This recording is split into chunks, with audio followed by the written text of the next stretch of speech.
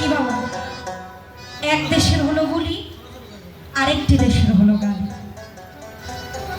এই দেশে যেটা পাপ গণ্য হয় ওই কর্মটাই একটা দেশে পুণ্য হয় না। আমরা যেটাকে গালি বলি এক দেশে গেলে ওইটা সম্মানের কথা। তো আমি নাটোর থেকে এসেছি, আমার কথা বার্তা আপনাদের অনেকের বুঝতে কষ্ট হইতে পারে, কিন্তু মহতে যেটা গানের মধ্যে লিখেছে অতি চমৎকার ভাবে।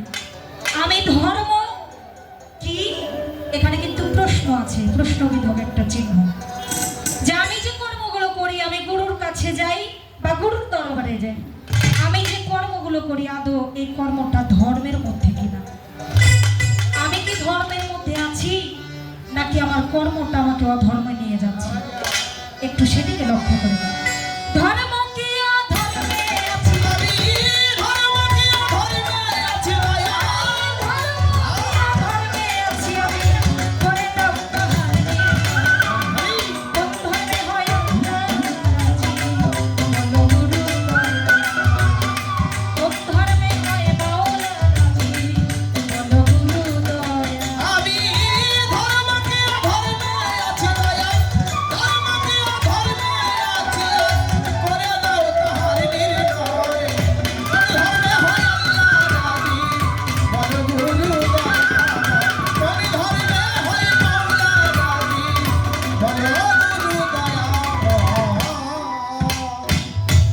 কেহ বলে গুরু ভোজে আল্লাহ পাওয়া যায়, আবার কেহ বলে সালা দেশে মাওলার দিদার হয়, শুনি আল্লাহ দিদার হয়, শুনি মাওলার দিদার হয়। কেহ বলে, কি বলে, গুরু ভোজে আল্লাহ পাওয়া যায়, আবার কেহ বলে সালা দেশে মাওলার দিদার হয়, আমার আল্লাহ দিদার হয়, শুনি মাওলার দিদার হয়। আবার শুনি সৎকর্ম হয় আল্লাহরে মাগো, দয়া করে বলো গুরু আসল হাকিকত, তাহলে তো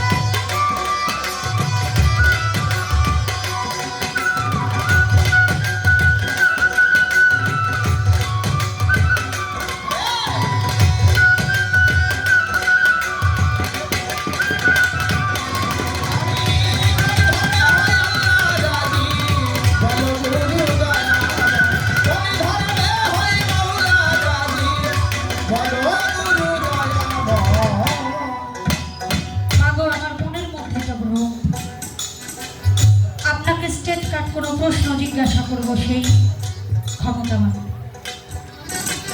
আমরা যেটা চোখে দেখি। কিছু মানুষ বলে তোমরা গুরুর ভজনা করো, তাহলে তোমরা গুরুর ভজনের মধ্যে দিয়ে স্রষ্টার নৈকট্য লাভ করতে পারো। এক শ্রেণীর মানুষ বলতেছে সালাত আদায় করো, হাদিস শরীফের মধ্যেও আসছে আসসালাতু মিরাজুল মুমিন, সালাতের মধ্যে মাওলার দিদার নেবে। তাহলে বাবা কেহ বলছে গুরু বসতে, কেহ বলছে সালাত আদায় করতে। আমার পবিত্র কোরআন শরীফের মধ্যে আমার আল্লাহ পাক রব্বুল আলামিন বলেছে, হে বান্দা তোমরা সৎকর্ম করো, যদি সৎকর্ম করো তাহলে ওই সৎকর্মের বিনিময়ে আমি আল্লাহ তোমাদের উপরে রাজি খুশি। আমি এখন কোথায় কোন দিকে যাব?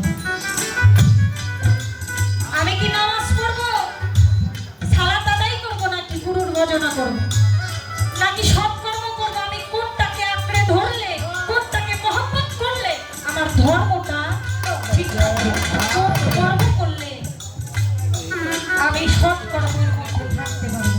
এই সৎকর্ম বলতে আমরা কোন কর্মটাকে বুঝি? একটু দয়া করে আমাদেরকে শেখান।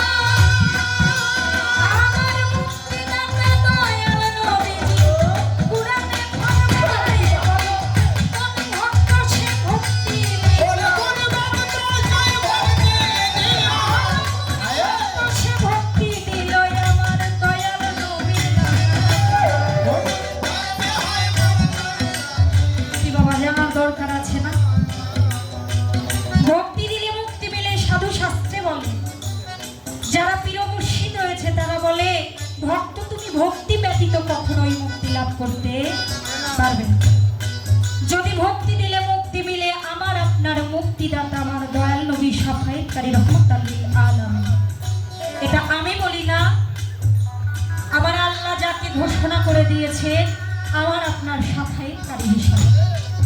তাই যদি হয়, এই যে আমরা পীর মুর্শিদের দরবারে গেলে, মুর্শিদ ভক্তের বাড়িতে এলে আমরা যে ভক্তিটা গুরুকে মুর্শিদকে দান করি, কিছু মানুষ ওটাকে একটু ব্যঙ্গ করে বলে এর কোনো দলিল নাই, এর কোনো ভিত্তি নাই।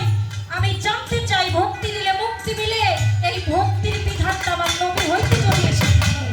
তবে কবে কোথায় কোন ভক্ত কখন আমার নবী করিম সাল্লাল্লাহু আলাইহি সাল্লামকে ভক্তি করেছে? আর একটু কথাই আমার মনে পড়ে যায়, না বলিলে মনের ব্যথা রয়ে যায়।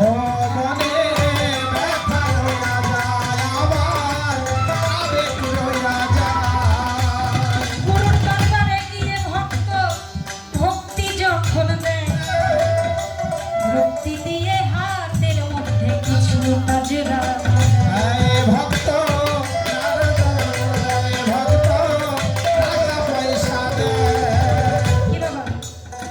আপনাদের দেশে দেয় নাকি? বেয়াদবি নিবেন না।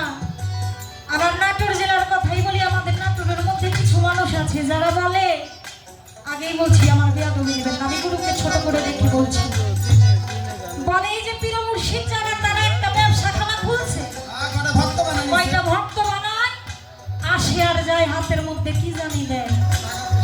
কি বাবা বলে না মাগো, যদি গুরু নামের বদনাম কেহ করে তাহলে ওইটা কলিজায় এসে লাগে না? আমার সামনে যদি আমার মুর্শিদকে নিয়ে কেহ কটু কথা বলে তাহলে ওইটা আমার কলিজার মধ্যে লাগে। আমাদের যদি কেউ প্রশ্ন করে এর কোনো দলিল আছে কিনা, আল্লাহ কোরআন শরীফের মধ্যে কথা বলছে কিনা, আমরা অনেকেই বলতে পারি না। কেন পারি না? কারণ ওইটা গুরুর কাছ থেকে আমরা শিক্ষা নেই। আজকে শিক্ষা দেওয়ার মালিক যিনি, আজকে যিনি আমাদেরকে তালিম দেবেন, তাসাব দিবেন, শিক্ষা দান করবেন, যিনি আমাদেরকে ভক্তের জায়গাটা পরিপক্ক করে দিবে, সেই মায়ের কাছে আমার একটু জানা দরকার। এই যে সদকা দেওয়া, নাজরানা দেওয়া, আল্লাহ পবিত্র কোরআন শরীফের মধ্যে এই সদকাটাকে, এটা নেওয়া দেওয়াটাকে কি জায়েজ করেছে কিনা? যদি করে থাকে তাহলে কোরআন থেকে মাগো আমাদের একটু আপনি বলুন। আমি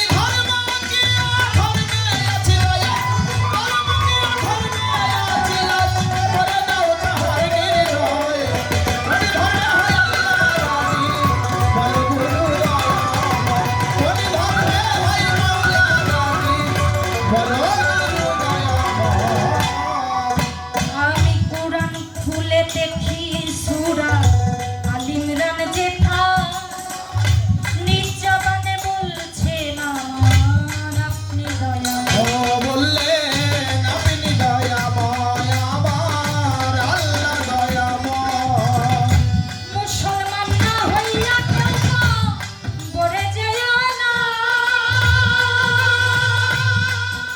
আমি কেমনে হইব মুসলমান, বলো পারবে না। দয়াল তোর পারবে না, একবার বলো পারবে না। পবিত্র কোরআন শরীফ সূরা আল ইমরানের 102 নম্বর আয়াত, আমার কথা না আপনারা মিলাই দেখবেন। এই আয়াতের মধ্যে আমার আল্লাহ পাক রব্বুল আলামিন তার পাক জবানের মধ্যে বললেন, ইয়া আইয়ুহাল্লাযীনা আমানুত্তাকুল্লাহা হাক্কা তুকাতিহি ওয়া লা তামুতুন্না ইল্লা ওয়া আনতুম মুসলিমুন। অর্থাৎ তোমরা আল্লাহকে ভয় করো। কেমন ভয়? যথাযথ ভয়। এবং কি করো? তোমরা মুসলমান না হইয়া কেউ কবরে যাও। আমি জন্ম নিলাম মুসলমানের ঘরে, আমার বাবাই দাদাই পূর্বপুরুষ সবাই মুসলমান। যেই কোরআন শরীফের মধ্যে আমার আল্লাহ বললেন তোমরা মুসলমান না হইয়া কবরে আসিও না, এই কোরআনটাই নাজিল হয়েছে মুসলমানদের মানব মুক্তির সংবিধান হিসাবে। এটা পরেও মুসলমানরাই বেশি। তাহলে বাবা কোরআনে আবার কেন নতুন করে আল্লাহ মুসলমান হইতে বললেন? এমন কোন কর্ম আছে মাগো যা দুনিয়াতে না করলে মুসলমানের ঘরে জন্ম নিয়েও মুসলমান হওয়া যায় না?